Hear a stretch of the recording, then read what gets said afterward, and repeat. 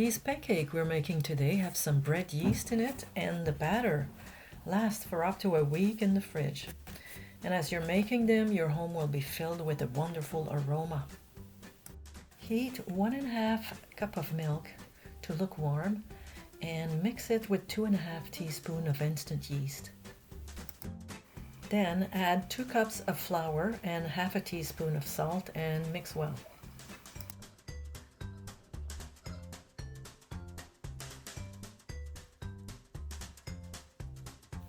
Then cover the bowl with a tea towel and let it rest on the counter all night.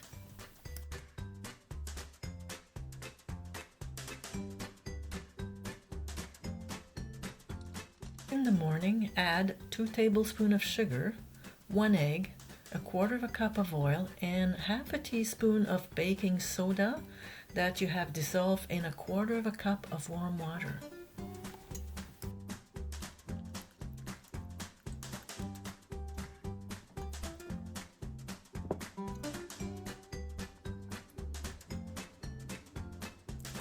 Mix well with a whisk and don't worry about the lumps, they will take care of themselves.